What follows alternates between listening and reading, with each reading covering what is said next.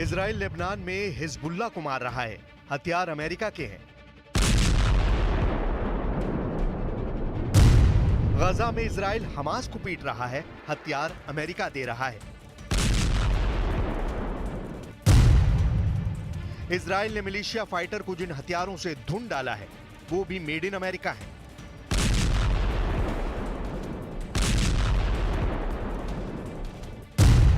लेकिन आज से ठीक 30 दिन बाद अमेरिका अपने सभी हथियारों की सप्लाई रोकने की धमकी दे रहा है। यानी अब इजराइल के पास सिर्फ 30 दिन की डेडलाइन है। 30 दिन, महज 30 दिन। जो युद्ध 1 साल से चल रहा है, जिस युद्ध में लड़ाका ग्रुप के बाद देशों की सेनाओं की टक्कर की नौबत आ चुकी है, वो इजराइल को अब 30 दिन में खत्म करना होगा।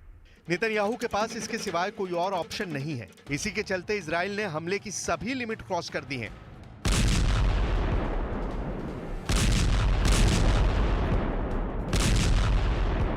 इजराइल की मार है ये, विनाशकारी, प्रलयकारी, कलेजा कपाने वाले दृश्य हैं। लेबनान में इजराइल ने पूरा जोर लगा रखा है। भीषण हमले से लेबनान के शहर मटियामेट होते जा रहे हैं। ये तस्वीरें दक्षिणी लेबनान के नबातिये की हैं। इजराइल की बमबारी के बाद नबातिये का आसमान काले धुएं से ढक गया। लेबनान ने दावा किया है कि यह हमला नगरपालिका दफ्तर में हुआ, जिसमें नबातिये के मेयर की भी मारे जाने की जानकारी दी गई है।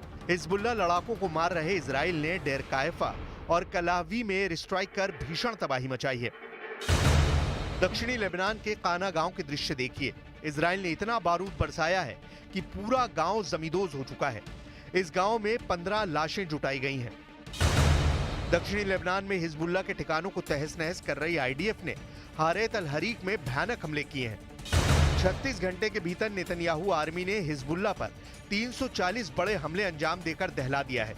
इजराइल ने बेरूत में हिजबुल्लाह के स्ट्रेटेजिक वेपन हथियार गोदाम को भी जलाकर राख कर दिया है। बेरूत में हिजबुल्लाह का गढ़ कहा जाने वाला दाहिए इलाके में अंडरग्राउंड स्टोरेज को आईडीएफ ने हवाई हमलों से तहस नहस कर दिया है। सिर्फ न्यूज 18 इंडिया की टीम अभी तक इस एरिया में आ चुकी है। ये दाहिया जो है पूरी तरह से अब बर्बाद हो रहा है। दाहिया में यही सब कुछ देखने को मिल रहा है। इधर इजराइल हिजबुल्लाह को पीट रहा है, उधर इजराइल में धमाके थम नहीं रहे। हिजबुल्लाह लड़ाके भी इजराइल पर जोरदार पलटवार कर रहे हैं। वॉर जोन में चल रहे घमासान के बीच ईरान में आगजनी की एक तस्वीर ने भी वॉर टेंशन को 100% बढ़ा दिया है। ईरान के खुजिस्तान में ऑयल रिफाइनरी अचानक आग के गोले में तब्दील हो गई। इस भीषण अग्निकांड में एक आदमी की मौत हुई है। आधी रात को ईरान में हुए इस अग्निकांड की वजहों का अब तक पता नहीं चल पाया है। कहीं इजराइल ने ईरान की ऑयल रिफाइनरी को तो नहीं जला दिया? क्या ईरान फ्रंट पर भी इजराइल फोर्स एक्टिव हो गई है? अब तक औपचारिक ऐलान हुआ नहीं है। ईरान अग्निकांड की जांच में जुटा है, लेकिन अमेरिका ने इजराइल को क्लियर कट ऑर्डर दिया है कि युद्ध का दी एंड किसी भी हाल में 30 दिन की डेडलाइन में करना होगा। व्हाइट हाउस से रिलीज ये तस्वीर देखिए। इस टॉप लेवल मीटिंग में प्रेसिडेंट जो बाइडेन थे, एंटनी ब्लिंकन थे, अमेरिका के रक्षा मंत्री ऑस्टिन लॉयड थे। व्हाइट हाउस के कैबिनेट रूम में जो फैसला हुआ वो इजराइल के लिए टोटल सेटबैक देने वाला है।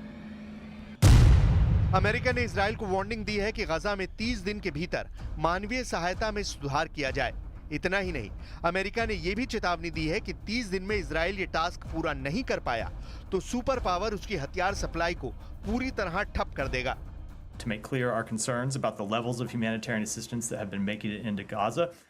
But our hope is that Israel will make the changes that we have outlined and that we have recommended, and that the result of those changes will be a dramatic increase in humanitarian assistance. We know that it's possible to get humanitarian assistance into Gaza.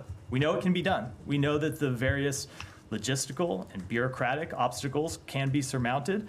And so it is incumbent upon the government of Israel to surmount those challenges and get assistance in.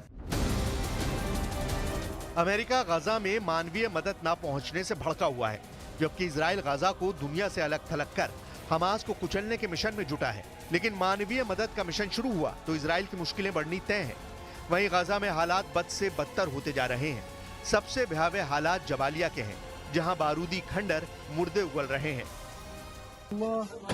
الا هو قصف وهيك كله خبره باش عرفوا نروح خنقنا اخذت الاولاد وطلعتهم برا جيت اشوف اهلي هين الا اخوي بيقول لي الحقنا مش قادر اتنفس حسيت من الغرفه من هنا على امي وابوي لقيتهم تحت الرضم بيقول لي الحقني مش بدي اتنفس مش قادر اتنفس مش قادر امي بقول لها تشاهدوا لقيت اخوي صغير بقول لي مش قادر تعال مش قادر خنقت رحت رفعت عنه الرضم في ايدي Gaza में शांति तभी आएगी जब Israel हमले बंद करे। Israel हमले तब तक करेगा जब तक हमास खत्म नहीं हो जाता। जिस हमास को 1 साल की लड़ाई में इजराइल नहीं हरा सका, उसे 30 दिन में कैसे हराएगा, इसे समझना मुश्किल है। साफ है कि इजराइल के लिए ये युद्ध महीनों का नहीं, यह अंतहीन लड़ाई है जिसमें रोज नए ट्विस्ट और टर्न आ रहे हैं। तब फिर अमेरिका के 30 दिन का अल्टीमेटम क्या है, इसके मायने क्या हैं, इसे भी जानते हैं। अल जजीरा की रिपोर्ट बताती है कि अमेरिका डबल गेम खेल रहा है।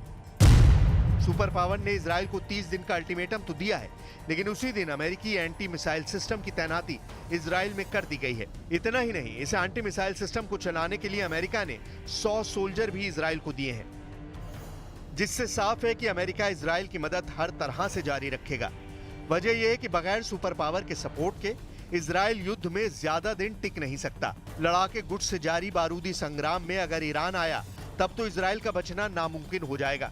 ऐसे में 30 दिन की डेडलाइन के बाद नए अल्टीमेटम का दांव अमेरिका चल सकता है। युद्ध में इजराइल के लिए डटे रहना अमेरिका की मजबूरी है, क्योंकि ईरान की तरफ से इजराइल को बर्बाद करने की धमकियां रुकने का नाम नहीं ले रही हैं।